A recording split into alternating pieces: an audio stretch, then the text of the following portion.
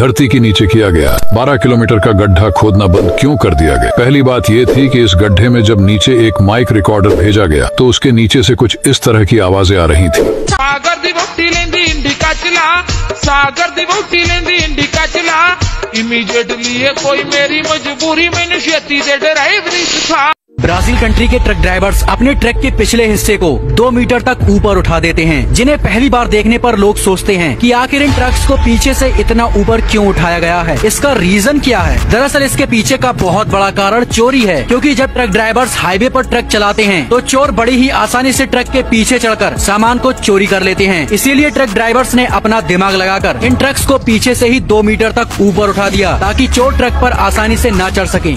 एक वुडपेकर पक्षी है जो 1 सेकंड में 20 बार पेड़ में चोंच मारकर पेड़ में छेद कर देता है। ये इतनी स्पीड है कि किसी का भी भेजा फाड़ सकती है। इतनी तेजी से चोंच मारने पर वुडपेकर पर 1400 जी फोर्स लगता है, जो इतना ज्यादा है कि एक इंसान सिर्फ 100 जी पर मर सकता है। और ये इतना फोर्स इसलिए झेल पाता है क्योंकि वुडपेकर के दिमाग और सर की हड्डी के बीच में एक फोम जैसा मटेरियल होता है, जो कि एक पिलो की तरह काम करता है और सारी एनर्जी अब्सॉर्ब करके इसका भेजा फटने से बचा लेता है।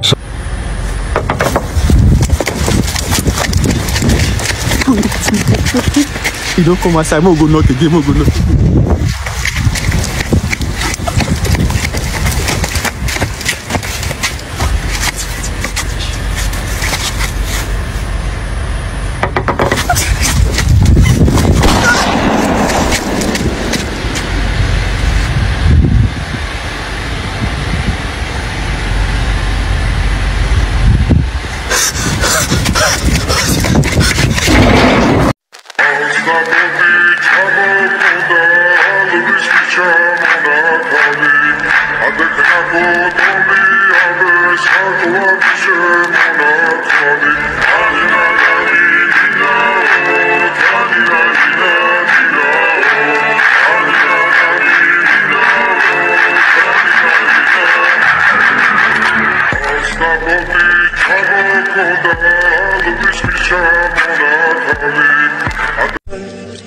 Ne laisse pas ton odeur imprégner mes draps, et si tu m'abandonnes, je suis pas celle que tu crois, aucun cabron ne m'a touché.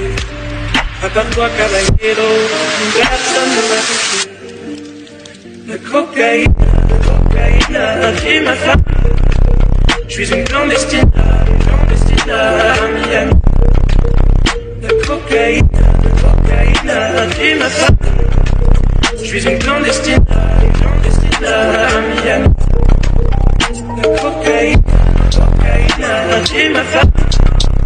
Je suis une clandestine à Miami. La cocaïne a tué ma femme. Je suis une clandestine à Miami. Et si tu m'abandonnes, ऐसी video जिससे तुम सब relate करोगे। Number 1, आम के गुठली को easily बाहर निकालने के लिए पहले चारों तरफ कट लगा ले, उसके बाद सिर्फ ऐसे करने से गुठली आसानी से बाहर निकल जाएगा। नंबर 2, ऑमलेट को इजीली और अच्छे से पलटने के लिए पहले उसे प्लेट में निकाल ले, तब पलटे, ऑमलेट परफेक्ट रहेगा। नंबर 3, अनार को जल्दी छीलने के लिए उसके ऊपर साइड ऐसे कट लगा ले, फिर दाने आसानी से निकल जाएंगे। नंबर 4, खाने को जब भी रखे तो इस तरह पन्नी से रैप करके रखे, ताकि खाना लंबे समय तक फ्रेश रहे। नंबर 5, ये वाला स्टैंड होल्डर अपने बेड में लगवा लो, ताकि उसमें फोन लगा के सो के भी आसानी से फोन देख सकते हो। नंबर 6, गाड़ी में बच्चा अगर सो जाता है तो उसको सीट बेल्ट की जगह ये फोम वाला स्लीपिंग बेल्ट लगवाना, ताकि बिना हिले डोले वो आसानी से सो सके। नंबर 7, इस टाइप के घिसे हुए छोटे साबुन को नेट वाली थैली में डाल के दोबारा इस्तेमाल कर सकते हो। नंबर 8, बारिश में पकौड़ा जल्दी बनाने के लिए ये टेक्निक लगाओ, पकौड़ा जल्दी बनेगा। नंबर 9, फल सब्जी वगैरह धोते समय नीचे गिरे नहीं, उसके लिए आप ये किचन टूल मंगवा लो, फिर इसके अंदर रख के धोना, गलती से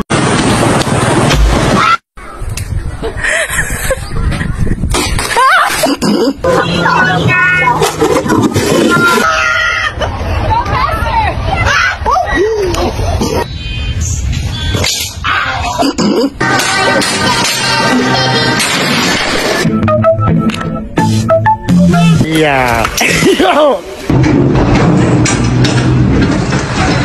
2, 3.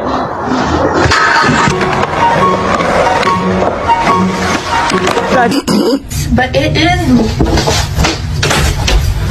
दोस्तों, क्या आपको पता है फैक्ट्री में सोन पापड़ी को कैसे बनाया जाता है और सोन पापड़ी में ऐसा क्यों मिलाया जाता है कि वो खाने में बहुत स्वादिष्ट लगता है और किस जगह बनाई जाती है? तो चलिए आज हम आपको बताएंगे कि फैक्ट्री में सोन पापड़ी को कैसे बनाई जाती है। देखिए, सोन पापड़ी बनाने के लिए सबसे पहले बेसन को चने की मदद से अच्छे से चाल लिया जाता है ताकि इसमें मौजूद वेस्ट को अलग कर लिया जाए और इसी के साथ ही बेसन में मौजूद गाढ़ को भी अलग कर दिया जाता है। उसके बाद अगले प्रोसेस यानी कि भट्टी को जलाया जाता है और इस पर बड़ी सी कढ़ाई को रखकर उसमें घी डाला जाता है और बेसन की मात्रा लगभग बराबर ही रखी जाती है। जितना बेसन होगा उतना ही घी डाला जाता है। जब कढ़ाई अच्छे से गर्म हो जाती है तब उसमें घी डालकर गर्म किया जाता है। घी गर्म हो जाने के बाद उसमें थोड़ा थोड़ा करके बेसन को डालकर अच्छे से भुना जाता है और ऐसा करने में करीबन आधे घंटे से ज्यादा का वक्त लग जाता है। अब इससे बेसन अच्छे से भुन तो जाता है और दोनों मिक्स हो जाते हैं। इसके बाद बारी आती है इसमें मीठेपन को लाने वाले शुगर की, जिसे दूसरी तरफ एक कारीगर की मदद से भट्टी पर चढ़ाया जाता है और कढ़ाई में चीनी और पानी साथ मिलाकर गर्म किया जाता है ताकि यह चाशनी बढ़िया तरीके से अच्छे से तैयार हो सके। चीनी और पानी को मिक्स करने के बाद कुछ देर तक इसे गर्म किया जाता है जिससे सॉलिड चीनी गाढ़े लिक्विड में बदल जाती है। फिर उसे भट्टी से नीचे उतार लिया जाता है। वैसे ये बात तो आपको याद दिला दें कि सोन पापड़ी को हाथों और मशीन दोनों से बनाया जाता है और दोनों प्रोसेस में इसका स्वाद जबरदस्त होता है। इसके बाद इस लिक्विड यानी कि चाशनी को थोड़ा ठंडा किया जाता है और इसके लिए जिस बर्तन में ये गाढ़ा लिक्विड होता है उस बर्तन के नीचे पानी रखा जाता है ताकि ये चाशनी जल्दी से ठंडी और कड़क हो जाए और इस प्रोसेस में बेसन के पेस्ट और चीनी के पेस्ट को बढ़िया तरीके से मिक्स किया जाता है और ऐसा एक बड़े बर्तन में वर्कर की हेल्प से किया जाता है। अब देखिए, मिक्स करने के बाद इस प्रोसेस में मिक्सचर को हाथों की मदद से खींच कर रेशे में कन्वर्ट किया जाता है और इसके लिए कि वर्कर मिलकर यह काम करते हैं और यह प्रक्रिया तब तक करते हैं जब तक कि बेसन का पेस्ट और चाशनी रेशे में बदल न जाए। ये काम बहुत मेहनत से किया जाता है क्योंकि इसमें बहुत ज्यादा मेहनत की जरूरत होती है। जब यह काम पूरा हो जाता है तो इसे एक बड़े बर्तन में इकट्ठा कर लिया जाता है जहां पर इसमें बादाम, काजू, पिस्ता के छोटे छोटे पीस मिलाए जाते हैं। अब देखिए, मिलाने के बाद इसे बराबर मिक्स कर लिया जाता है और फिर इसे चाकू के हेल्प से छोटे छोटे पीस में काट लिया जाता है। सोन पापड़ी का ये पूरा का पूरा प्रोसेस यहीं पर तैयार हो जाता है और अब बारी आती है इन्हें पैक करने की। पैक करने की प्रोसेस में इस सोन पापड़ी को एक लिस्ट के डिब्बे में पैक किया जाता है और फिर इसे मशीन की हेल्प से सील कर दिया जाता है। इसके बाद इन सभी पैक मिठाइयों को कन्वेयर बेल्ट की मदद से आगे बढ़ा दिया जाता है और इस तरह से जब पूरी तरह से पैकेजिंग प्रोसेस कंप्लीट हो जाती है तो इसे एक जगह पर स्टोर कर लिया जाता है जहां से इसे मार्केट में सील करने के लिए भेजा जाता है और वहां से आप इसे खरीद सकते हैं। और वैसे दिवाली के सीजन में इसकी काफी ज्यादा डिमांड होती है। तो दोस्तों, कैसी लगी सोन पापड़ी बनाने की पूरी प्रोसेस? हमें कमेंट करके जरूर बताना। क्या आपने संतरे की खेती के बारे में सुना है और संतरे की खेती कैसे की जाती है आपको पता है? और संतरे की खेती के लिए किस प्रकार की जमीन अच्छी रहती है और संतरे की खेती करके कैसे कमा रहे हैं लोग करोड़ों रुपए? तो दोस्तों, आज के इस वीडियो में संतरे की खेती के बारे में बताने वाले हैं।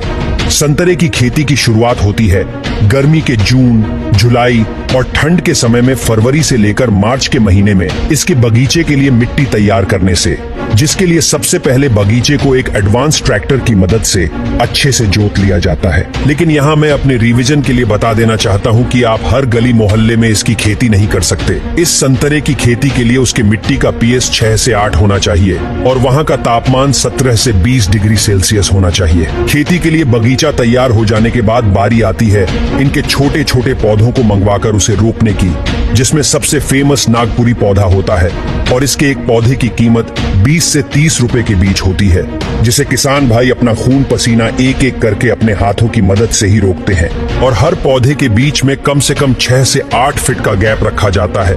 खेत की जुताई और रोपाई के बाद किसान भाई कुछ दिनों का इंतजार करते हैं और पौधे अच्छे से लग जाते हैं तो सबसे पहले किसान इस बगीचे में ऑर्गेनिक खाद डालते हैं और उस खाद के अच्छे से इस्तेमाल हो जाने के बाद पौधे को कीटों और बीमारियों से बचाने के लिए अलग अलग टाइप की दवाइयां और स्प्रे का इस्तेमाल करते हैं ताकि पौधे पर फल आने से पहले ही वो खराब ना हो जाए और फल आने के बाद भी एकदम चकाचक रहे। इस बीच किसान पौधों को और मजबूत बनाने के लिए उसमें टाइम टू टाइम पानी और बाकी चीजों को डालते रहते हैं और ऐसा करते करते जब करीब 4 साल बीत जाते हैं, जी हाँ सही सुना आपने, 4 साल, और तब कहीं जाकर इस पौधे पर फूल आने शुरू हो जाते हैं। पहला, जब इनमें फूल आना शुरू हो जाता है तब किसान इन पौधों पर एक ऐसा स्प्रे करते हैं जिससे कि इस पर ढेर सारी मधुमक्खियां आनी शुरू हो जाती है और फूल के साथ परागण करती है, जिससे पौधे पर लगा फूल मजबूत हो जाता है। फूल आने के बाद किसानों के चेहरों पर खुशी होती है और दिमाग में नए काम की चिंता भी,